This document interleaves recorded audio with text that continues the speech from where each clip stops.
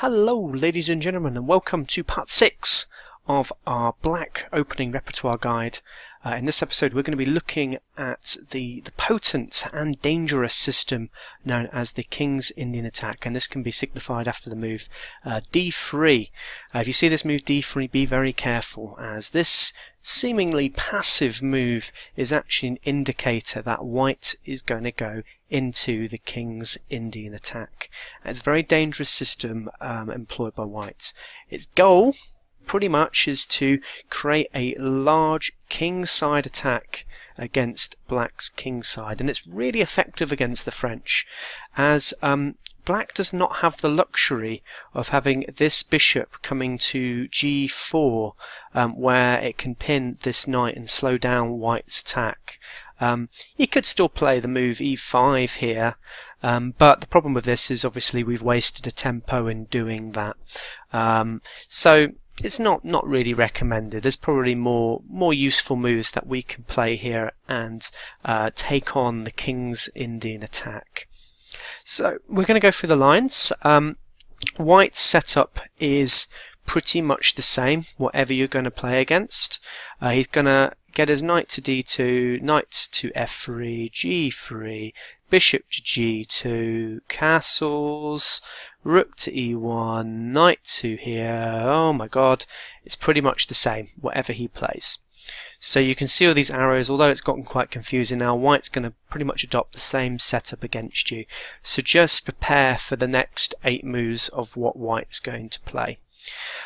What should we do as black? How do we take on a systematic development? White's going to just blast out these 8 moves and then hope to take us out on the king's side. Well, against this, what we need to do as black is we really need to take on the queen's side. We need to blast these pawns down, get our pieces to nice squares, and then just really try and hit the queen's side, where we can often have sort of a winning edge on the queen's side, and just hope that we can survive long enough on the king's side that this queen side attack is going to distract him enough that he's going to have to focus his attention before he gets steamrolled off the board.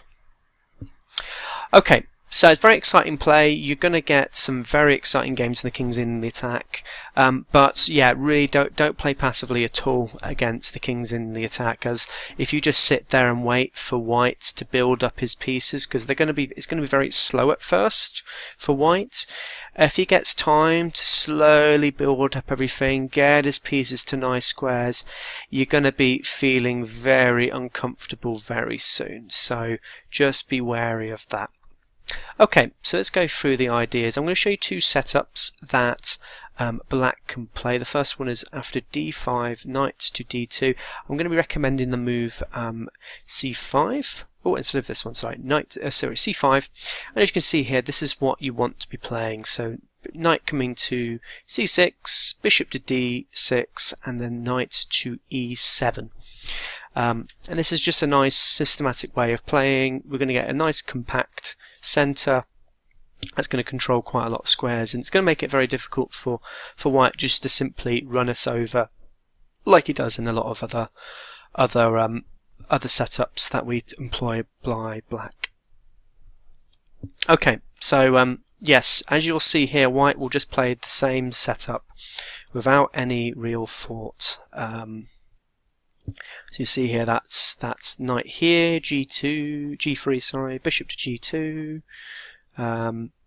knight coming to e7, and really here we're going to be looking to castle, get our pawn to b7,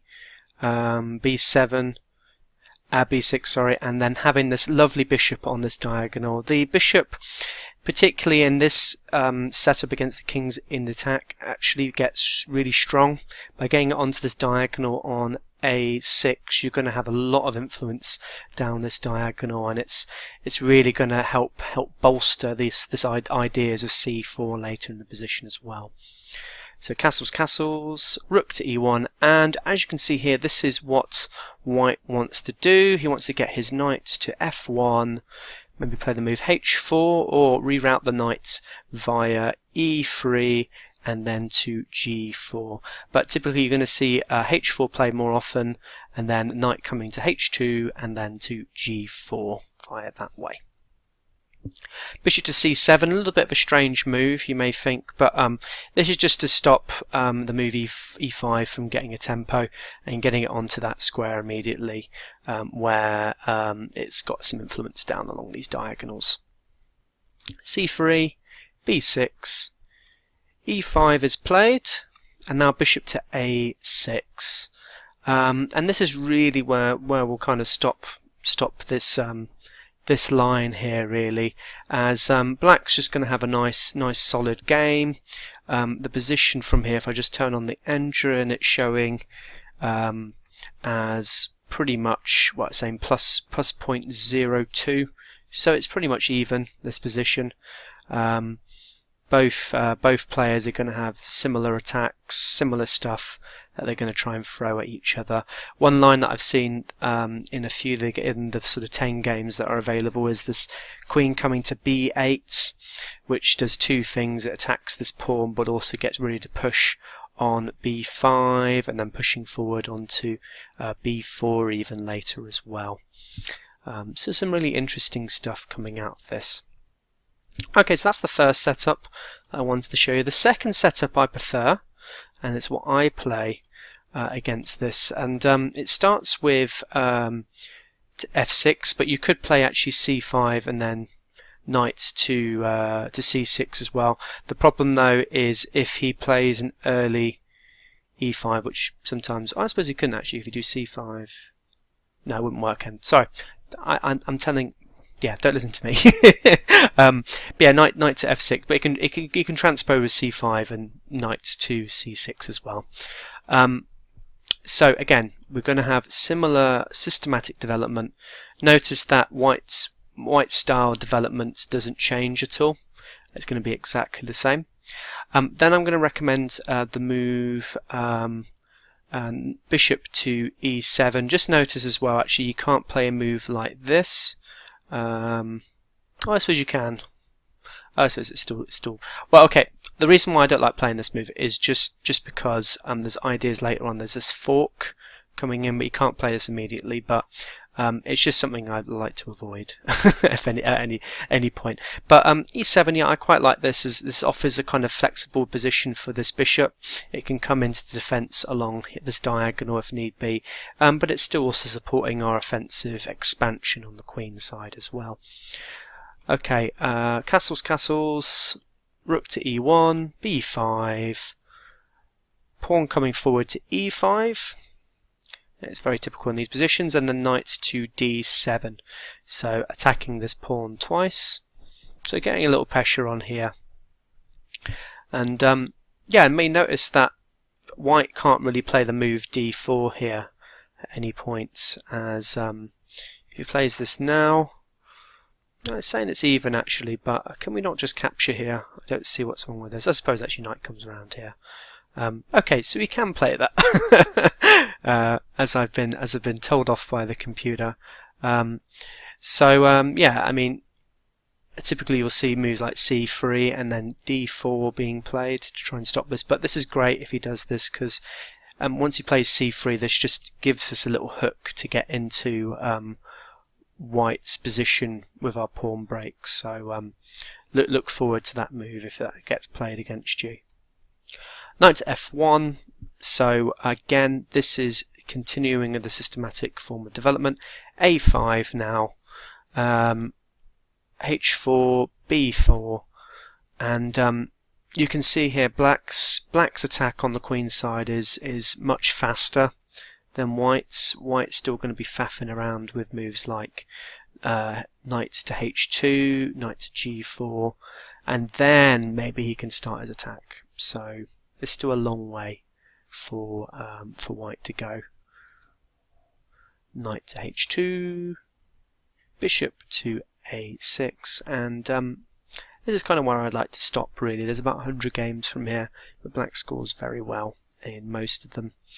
And really the reason why he scores so well is he's going to be trying to expand on the queen side. He's got bit of a faster attack than white at the moment, and he's going to get his pieces onto some really nice squares. So I've sort of mapped out some ideas for you. I've also played the move queen to b6 as well, and getting onto some really good squares. And yeah, it's just a really nice way to play. You've also got the other ideas of a4 here as well, so these are all really nice. So bishop f4, a4, a3, and now we've got a nice file to get onto. So you know, ideas such as this, and then just getting a rook into this square is really strong, and it's very difficult for white to parry. So yeah, this is all, as I say, it's all very good stuff. The King's Indian attack, it is a little bit scary if you kind of just sit there and do nothing. But as you can see in these lines, black can kind of get good equality as long as he just sort of pushes all the way down.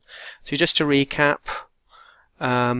yeah, really against the King's Indian attack, our main idea: push these pawns, get our pieces to nice squares. Bishop to a6 is a good line, and then just keep expanding, keep expanding, and you'll do very well, because white's going to spend a lot of time trying to get his pieces to good squares, and use that time that white is wasting to just really push stuff down white's throat, and you should do okay. Alright, thank you very much. So that kind of concludes our, I guess, our 4 main lines that that white can play against the French. I think I'll have a look at some maybe more French lines in the next video, a bit more sort of rarer lines that we could play against, but otherwise, you know, we've covered pretty much most of the French defence now. So we've had a look at the Tarrasch and also knight c3, and playing the Fort Knox against this, the advance and what to do against that, the exchange, and now finally the King's Indian attack, and that covers pretty much most of the French now. In the next few parts, I think we'll have a look at, we'll kind of jump back to maybe d4 openings, maybe have a look at the Catalan positions, and maybe some of the other systematic openings such as the London and the Collie.